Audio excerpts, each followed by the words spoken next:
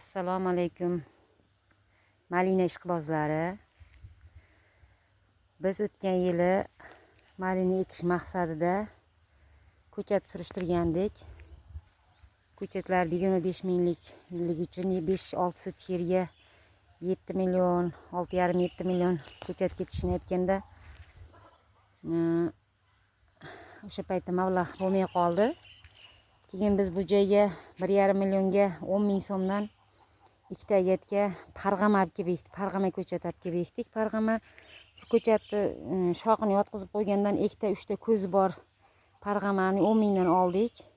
Mana shu ikkita joyga, ikkita gatga yotqizdirib, ekib, suvini tez berib turdik. Hech qanaqa dori solmadik. Shu yil bahorga kelib orasidan mana 1 metr qo'yib orasidan olib, shu 5 sotik, 5-6 sotik joy, 5,5-6 sotik aniq bilmayman, joyimizga ekdik. Mana bu yil shu kurtakdan ekkan ko'chatimiz bizga hosilga kirdi. Mana kurtaklari bor. Shu parg'ama ko'chatdan ekkandik o'tgan yili.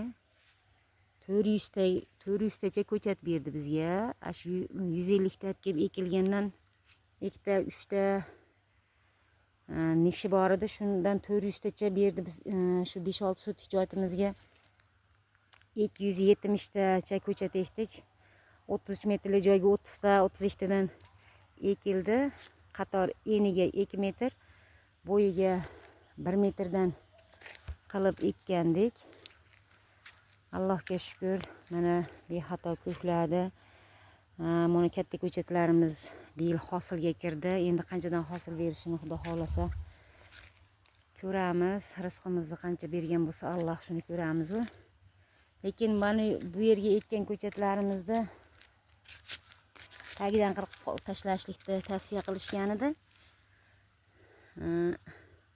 Bularda ham ko'plarda hosil bor. Hozir narigi tomonlarda hosilini ko'rsataman. Uni ham kurtaklarini.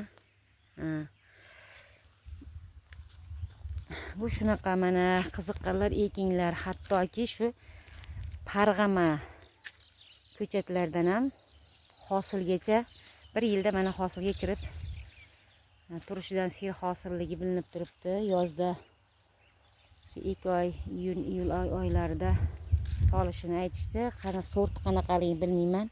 Lekin yejivika shu sorti, qora yejivika. Buni ham nomi ko'p bo'lar ekan, nomlarini bilmaymiz. Mana shu ikkita gatda orasiga 1 metrdan qo'yib tarab qo'ydik.